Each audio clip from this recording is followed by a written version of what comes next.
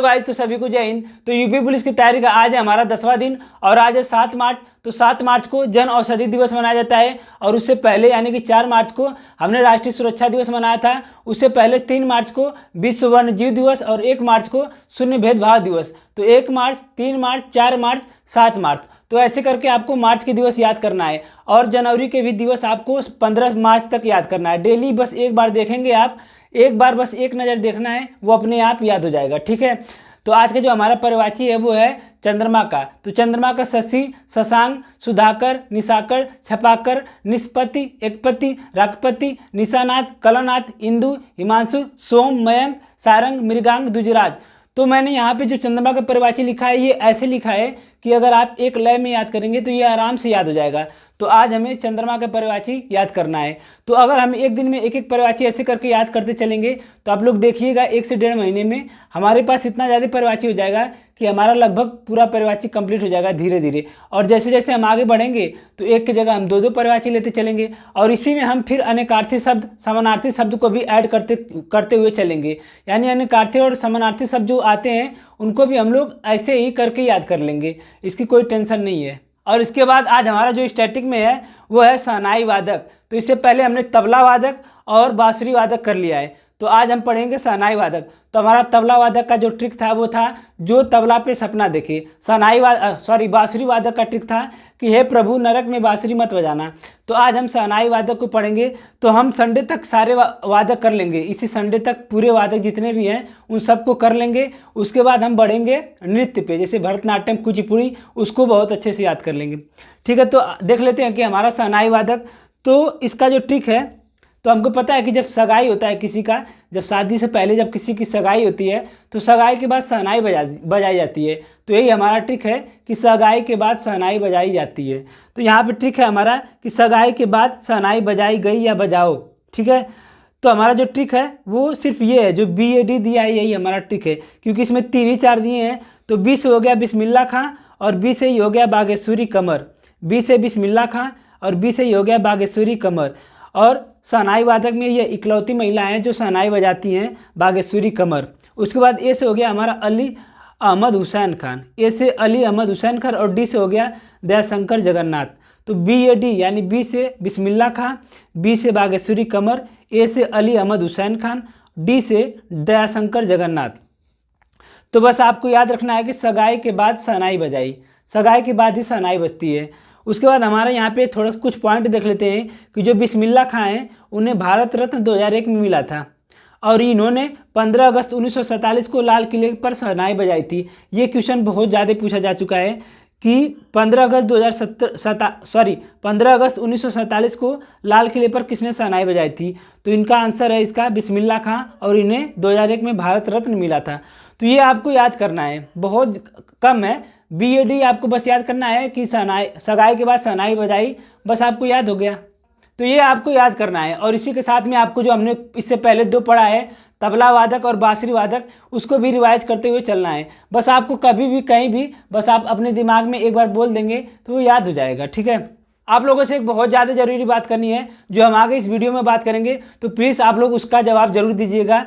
तो आप लोग उस पर अपनी राय जरूर दीजिएगा। ठीक है। तो उससे पहले हम देख लेते हैं कि हमारा आज का टारगेट क्या है। तो हम सबसे पहले क्या करेंगे, कैलकुलेशन करेंगे 20 मिनट, जिसमें हम 1 से लेकर 14 तक वर्ग लिखेंगे, फिर 1 से लेकर 14 तक आपको घर लिखना है।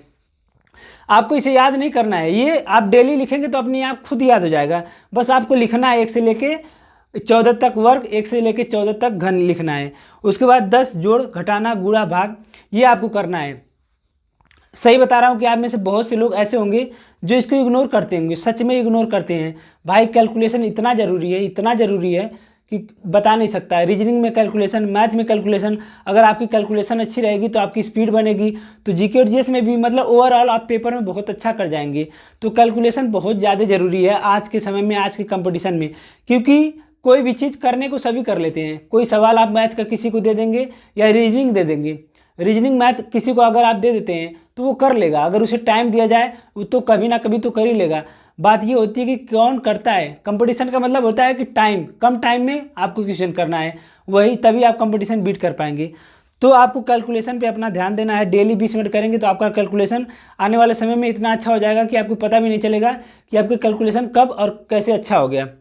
उसके बाद हम हिंदी में क्या करेंगे, तो हिंदी में हमने कल संधि अब हमारा खत्म हो गया, तो अब हम क्या करेंगे, समास पढ़ेंगे। आज हम समास के थ्योरी को पढ़ेंगे। उसके बाद 30 विलोम 30 मुहावरे, 30 विलोम 30 मुहावरे। बता दूं कि समास आपको कहाँ से पढ़ना है। अगर आपके पास किताब है तो आप अपनी किताब से पढ़िएगा। अगर आपको किसी की क्लास देखना है तो टेलीग्राम पे मैं इसका वीडियो डाल दूंगा। एग्जामपुर पे विवेक सर ने बहुत पहले पढ़ाया है, वो वीडियो आप लोग देख लीजिएगा, आपका आराम से समास वहाँ से कवर हो जाएगा। उसके बाद 30 विलोम 30 मुहावरे वाक्यांशों के लिए एक शब्द, ये हमें याद करना है, ये हमें एक बार पढ़ना है। तो मैं बता दूं कि ये जो 30 विलोम 30 मुहावरे 30 वाक्यांशों के लिए एक शब्द है, अगर आप इस तीनों को पढ़ेंगे तो भी आप 10 से 15 मिनट के अंदर में इन्हें आराम से पढ़ लेंगे। उसके बाद हमें एक परिभाषी, चंद्रमा की परिभाषी याद करना है। फिर हम आ जाते हैं जीके और जीएस में। तो जीके और जीएस में आज हमें क्या करना है, संविधान का क्लास नंबर 10 लेना है, जिसमें मौलिक अधिकार, हम मौलिक अधिकार खान सर पढ़ा रहे हैं। तो पहला मौलिक अधिकार कल पढ़ाया था, उन्होंने शुरू किया था, आज उसी को आगे बढ़ाएंगे। उसके बाद इतिहास में हम लेंगे क्लास 9। तो इन सारे का वीडियो मैं टेलीग्राम पे डाल दूंगा, इन सारे वीडियो का लिंक मैं टेलीग्राम पे डाल दूंगा, आप लोग वहाँ से पढ़ लीजिएगा।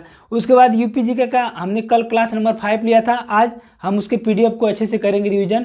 तो इसका पीडीएफ मैं टेलीग्राम पे डाल दूंगा, आप लोग उसे अच्छे से एक बार अपने नज़र में देख लीजिएगा, फिर अपने कॉपी में उसे नोट्स कर लीजिएगा, क्योंकि नोट किए रहेंगे तो फिर बाद में रिवाइज करने में काफ़ी अच्छा होगा। उसके बाद हम लेंगे करंट अफेयर।